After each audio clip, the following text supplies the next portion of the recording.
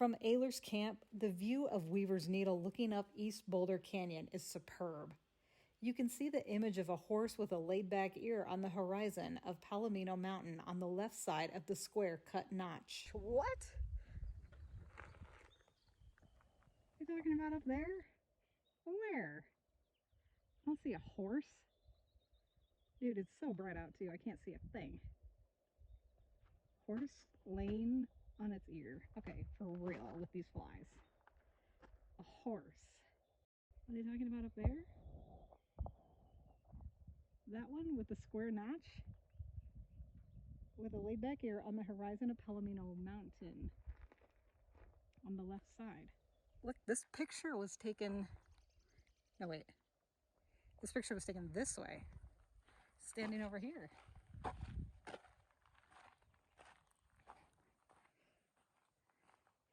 This picture was standing like right here. Yeah, because that's Weaver's Needle in the background. It's zoomed in a little. Yeah, there's Aylors Camp. Ta-da! Look, it's the same picture. Isn't that interesting? That's a cool view. Look at that. Wow. Getting hot. Real hot. That's okay. I got a whole bunch of snacks. About 3 miles back now. I think about mile 5. Does it even matter anymore after you get to 4 or so miles? Pretty soon they all blend together. Come with me. We're doing a 9-mile hike. 9 or 10 miles. All right, let's get back before it gets too dang hot. Probably got about an hour and a half or so. All right, let's chop off some of these miles, huh? Click, click, click. Goodbye. History and legends. Boulder Basin was commonly referred to as Brush Corral Basin in the 1970s and earlier. Jesse Feldman showed us the site of Brush Corral, which is marked on map 23 just north of the trail sign for Black Mesa and Dutchman's Trails. Eating some peanut butter. Delicious. Keep on keeping on. It's just all the way up this dang hill again. Oh well. Oh dude, look at how nasty that is. What the hell? How are you supposed to get across this? That is disgusting. For real? You're supposed to just jump on that rock? Sure. It was a large wooden corral, which burned sometime around 1965.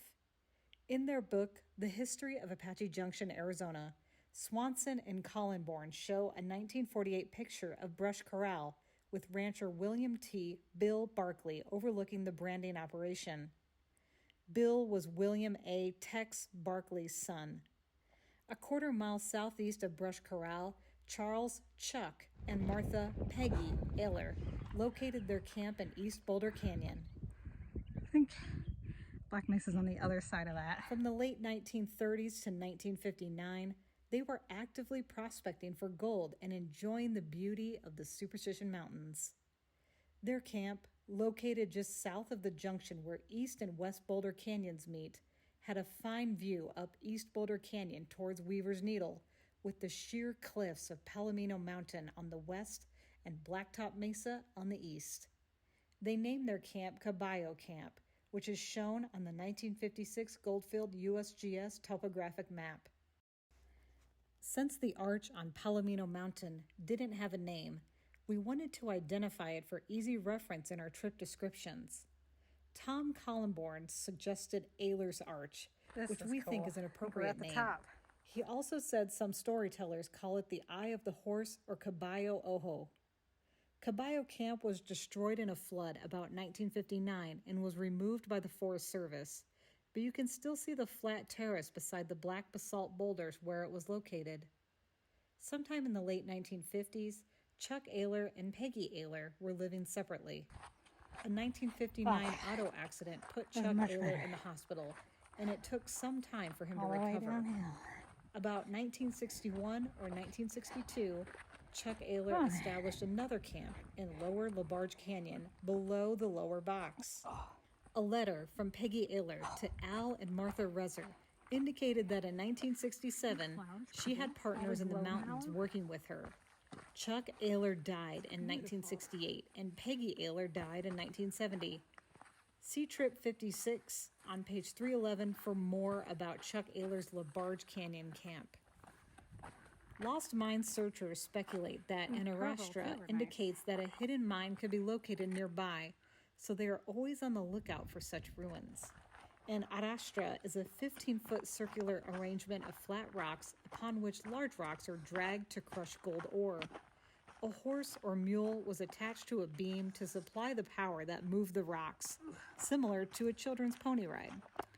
After a heavy rain in 1940, Brownie Holmes found an arrastra a few hundred yards south of the East and West Boulder Canyon Junction.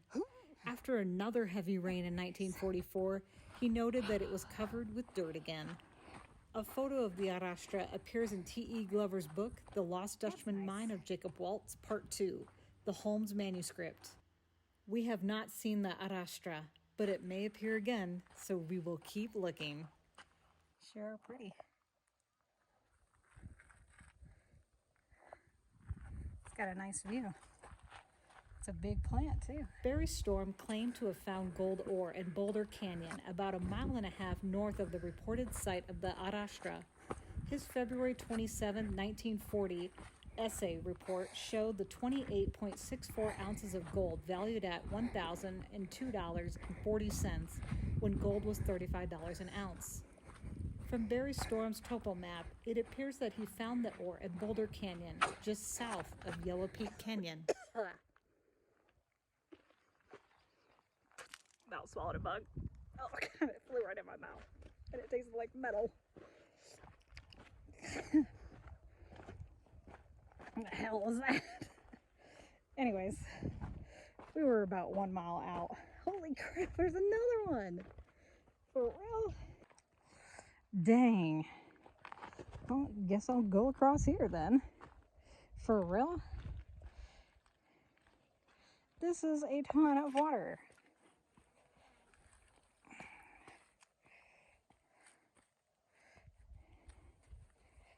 I love these wild daisies. Are they wild?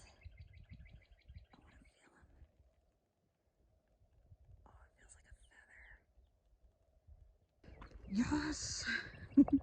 We did it! Snake gators! Okay.